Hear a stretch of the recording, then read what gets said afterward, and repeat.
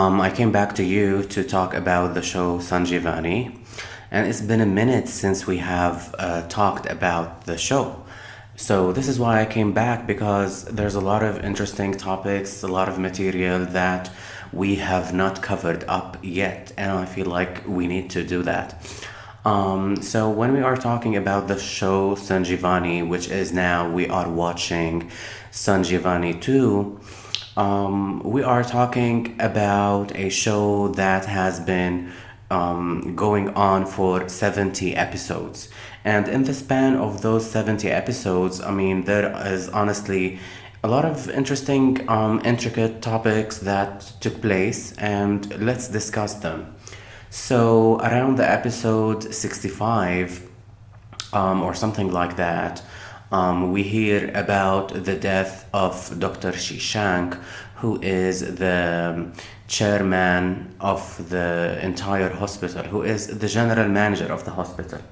And we learn about his death. There is apparently some type of accident on the highway, on the bridge, when he was coming back from from a meeting, from a conference that he was doing, and we learned that he died. And obviously he is a very important figure in the show, and a lot of the other doctors, they really care for him because he is their mentor. So when they hear this news, they absolutely and totally feel at shock, and they go into trauma. I mean, a lot of them panic. His daughter, Dr. Angeli, she panics and she goes into a complete state of shock. His lover, excuse me, his lover, Dr. Juhi, she goes also into a panic mode, and we lose a very important figure on the show. And mind you, Dr. Shishank, they have building us up as the audience. They have been building us up to the fact that he is actually the father of Dr. Siddhant. And Dr. Siddhant, he doesn't know anything about that. He doesn't know that his father, is Dr. Shashank. He doesn't know this. I mean, how would he know this? No one ever told him about this news. No one ever gave him a hint or an idea. I mean, he is clueless, like us, the audience of the show. So the mother of Dr. Siddhant, she never told him that your father is Dr. Shashank, and we actually brought you to life through an affair back in the day when we used to date, and you are basically the outcome of a love affair, because that what happened. Definitely for the Indian culture, I mean, this is not the European culture. I mean, not everyone is sleeping with each other and having sex and producing babies. I mean, let's be honest. So, this is the illegitimate child of Dr. Shashank. So, it is kind of a big deal. But also, what is of a much bigger importance and a deal is that Dr. Siddhant himself, he doesn't even know that he has a father. I mean, he lived 35 years old. I mean, 35 years of his life without knowing that he has a father. So, what are you talking about? Like, this type of information for him is completely devastating. Okay, so Dr. Shashank dies, and we learn about his death, and Dr. Angeli is devastated. Even Fardhan, who wanted revenge upon Dr. Shashank, felt completely and totally destroyed because he no longer feels that he has the opportunity to take revenge the way that he wanted to take revenge. Okay, so there's also that. So they do the burial ceremony for Dr. Shashank. Dr. Shashank dies. So the mother of Dr. Siddhant tells Siddhant that Shashank is actually your father, and she chooses the most horrible, hideous timing to do that, because the timing that she told her son about that Dr. Shashank was actually his father was a complete and total mess up, because that was the moment excuse me, that was the moment when someone needed to lit the body of Dr. Shashank on fire, because in the Hindu culture, a lot of the times, if not all of the times, when someone is Hindu, please correct me if I'm mistaken, because I'm not, this is not my religion, but anyways, keeping a story short, someone needs to bury the body of the Dr. Shishank, the father. So they tell Anjali, who is his daughter, Dr. Anjali, to bury the body. But the mother of Dr. Siddhant feels a tremendous amount of guilt, and she feels the need to tell her son at the most inappropriate timing that this is actually your father, and you need to to light his body on fire. This is your responsibility as his son. So imagine the type of pressure that Dr. Siddhant is going through. Okay, moving forward after this, Dr. Siddhant, mental health and stability, he feels completely unbalanced and unstable due to all of this information. I mean, he dealt with the death of his mentor, boss, the doctor who taught him the profession of medicine. Then, he had to deal with that.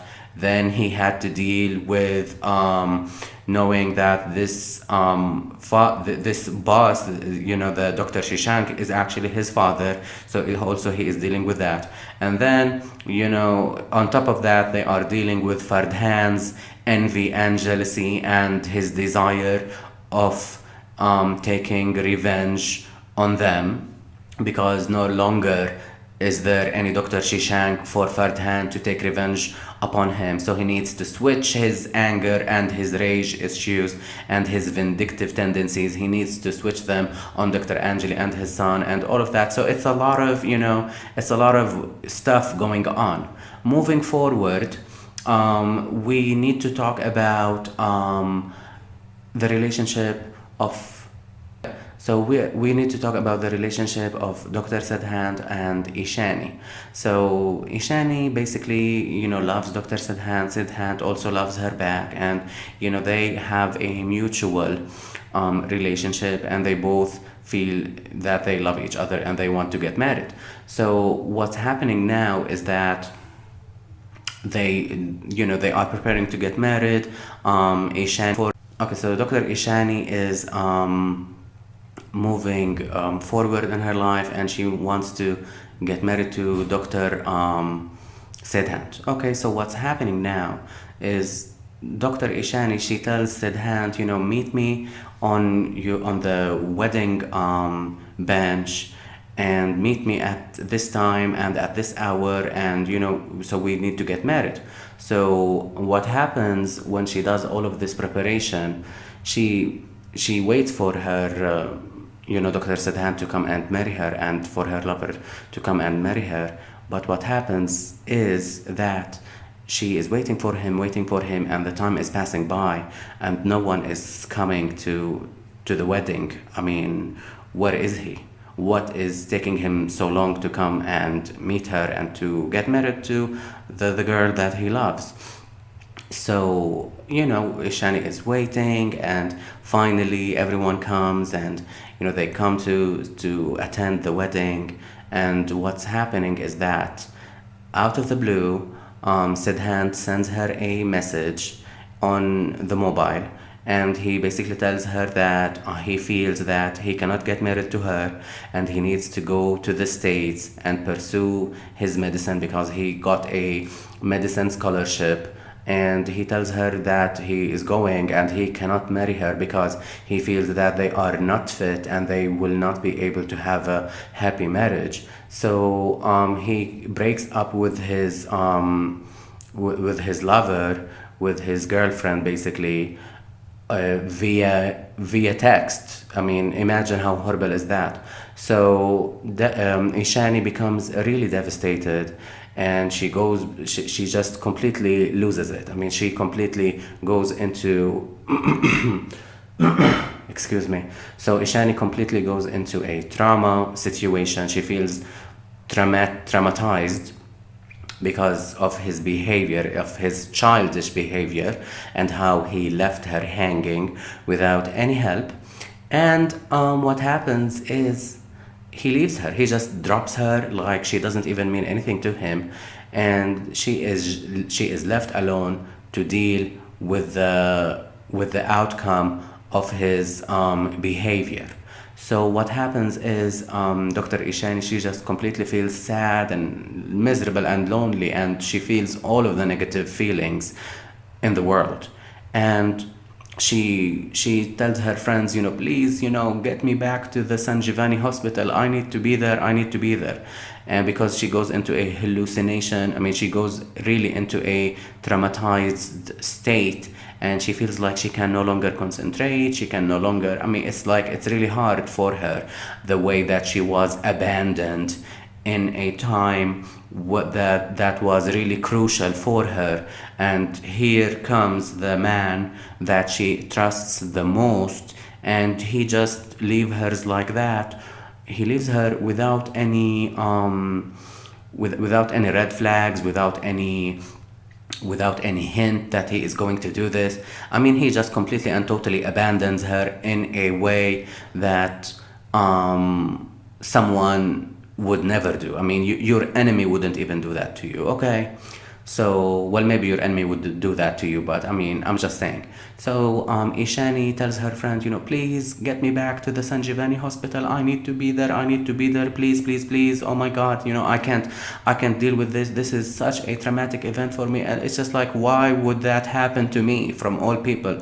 Why would this situation happen to me? What did I do to deserve this type of treatment? Okay, what did I do to deserve this type of treatment? I mean, I really don't deserve this from him.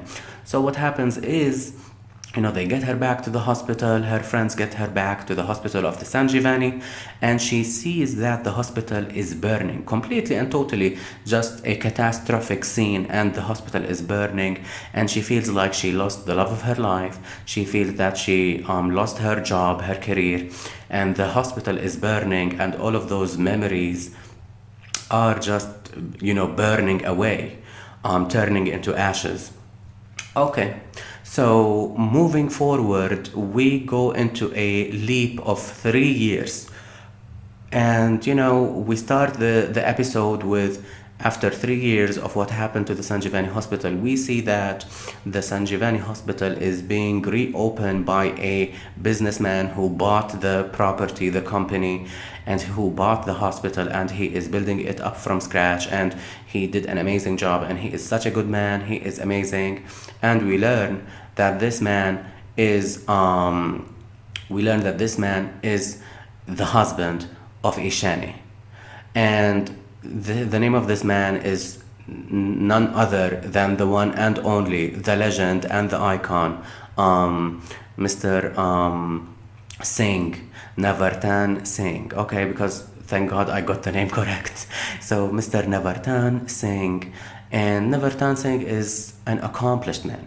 He is smart, strong character, good looking, handsome, and he got everything that anyone would want to have in their life. And he is a well accomplished man, and he is the husband of Ishani.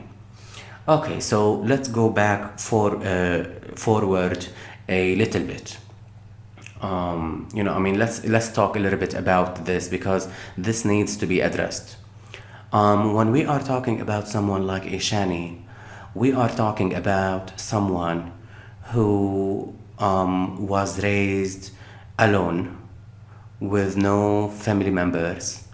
Her parents, they were accused of doing experiments on the patients, and therefore their daughter Ishani was an outcast in her school. No one loved Ishani, no one accepted Ishani, no one cared for her feelings, and Ishani was abandoned. When we are talking about someone like Ishani, we are talking about someone who has trouble forming relationships, who has a problem understanding and trusting people, because she never had someone who really believed in her, and she never had people who are close to her.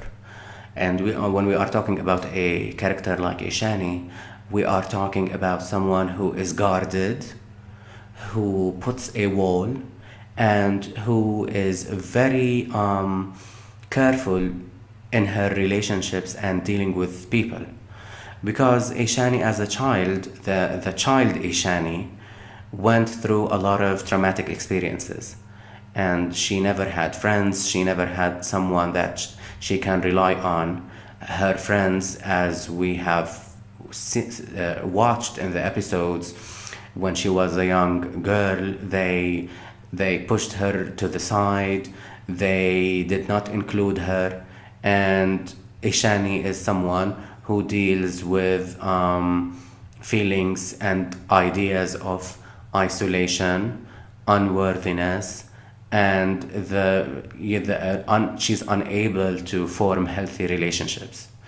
Ishani has not practiced self-love and the ability to really value herself. And this is why she is goal-oriented, she is driven to only be a doctor and be the bestest, and the best doctor there is. So when we are talking about a character like that, she obviously deals with abandonment issues, and she deals with issues of of abandonment issues. Basically, she fears relationships because she fears being abandoned. And for someone like that to be able to form relationships, it's very difficult, and it takes a lot of time for her to be able to form relationships of any kind. So imagine when the first person that she felt that she felt comfortable with, and that she felt that she can confide in and trust. Imagine what would happen to her when he abandons her in a way so sudden and out of nowhere. He just leaves and he breaks up with her via a text on the phone. So imagine the state of mind that Dr. Ishani will be in. This is trauma bonding in psychology. And because, he left her in a way after she completely trusted him, she put all her faith in him, and she felt like this is the man that I can spend the rest of my life with, and this is the person that I can trust forever. And then for him to just be so selfish and not think about the state that she would be in after he leaves her, and for him to just simply take off without any consideration for her emotions and the way that she her state and her well-being after he leaves. This was trauma bonding at its best, or at its worst, because he really made her trust him so much, only to suddenly leave her and drop her like a hot potato. And it was really devastating. When we are talking about someone like Ishani, we should not forget that Ishani is someone who is very innocent, naive, vulnerable, and an individual who finds it difficult to trust in people, but she would like to do that. She's not against the idea of trusting people, it's just that she never had anyone that would make her feel like they are reliable. So when we talk about that, imagine the type of trauma that she would be in. Later in the episodes, we see that Dr. Siddhant comes back and he shows up, and he has been in a coma for 3 years. And Ishani feels completely devastated that he is back in her life. When she started coping with her loss and started coping with the fact and moving on with her life, here he comes back again in her life in a very selfish way. Excuse me. So here he comes back in her life in a very selfish way, and he simply, penetrates her boundaries, and it sucks. It's horrible. It's a horrible feeling, because what will you do? Her husband, Navartan Singh, kind of forces her to come face to face with her ex-boyfriend, with Siddhant, and he kind of like forces that on her in a way that he would feel that this type of interaction would actually make her heal and will make her confront her demons, and this type of confrontation with Dr. Siddhant will make her recover from her state and from the way that she's thinking. This is not the case, and absolutely not. Ishani is someone who is traumatized. She is dealing with what they call in psychology complex post-traumatic stress disorder, and you can't just force someone to face a person that he completely and totally feel hate and anger towards, and expect for her to heal and bounce back to her regular self. This is something that will not happen, and this is something that is near impossible. I mean, if you go back to dealing with a situation that has stressed you so hard like this, you will actually maybe have a panic attack. You will not feel comfortable dealing with something like this. But for the sake of the show, we are going to let this slide and deal with it. So basically, Dr. Siddhant needs someone to take care of him. He is in the Sanjivani hospital, and he is in a coma for 3 years, that he has been in for 3 years. And Ishani is someone that has almost like a magical effect on him, and she is someone that will make him heal faster than the rest of the doctors. And this is why Mr. Navartan Singh tells her that she is the one who needs to take care of him, because that will help him and will help her get over her issues and get over the fear that she has, and that will make her heal if she confronts her ex-boyfriend, and if she confronts the truth. And finally later, Dr. Siddhant wakes up and from the coma, and after a long time of convincing Ishani that she needs to come and see him and talk to him and just kind of take care of him, she comes and she does that. And she feels completely and totally disgusted that she is forced to do this. And this just goes back to, I feel like they are all selfish, because they really don't understand what Ishani is going through, her mental state, her mental health, and they don't understand that this is something that she does not deserve to confront the person who left her like that, just because he simply came back again in her life and he needs someone to take care of him. She is not this is not her responsibility to take care of someone who abandoned her at the most important time of her life. So it's completely selfish that they are treating her like that. And I do sympathize with Ishani, and I feel like Ishani they don't understand what she's going through. We are talking about someone who is living on medication, on anxiety medication. She is taking all of these pills to relax herself and calm herself down, and they don't get it. It's like these are the type of experiences that people do not understand unless if they went through the same experience. So I don't think people understand her. But Navartan Singh, her husband, is trying his best, and he has good intentions. His intentions are good and in the right place, but again they are hurting her, and we need to consider that. So later Ishani, in the end of this episode, the last episode that I have watched recently, she tells Nevertan that, he is dealing with her like she is a business deal, and he is not considering her emotions, and he is not, he's just doing this for himself and not for her. And she's telling him basically that I want a divorce because I'm not your project, and I don't want you to fix me, and I need to heal on my own time, and I don't need you to just be all up in my business like that and forcing me to heal. I need time, and I need a divorce from you. So, so for now, this will be the recording, and I will be talking about other episodes in the future, and I will be summarizing them like that because I feel like it is such a good show.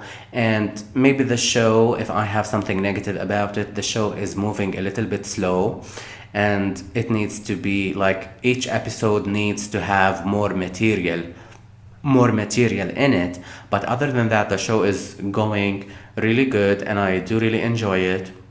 So until later, see you later, and I will be making another recording again in the future, summarizing more episodes, and we will see what is going to happen with Ishani, because I do sympathize with Ishani, and I feel for her. So until next time, have a good day and take care.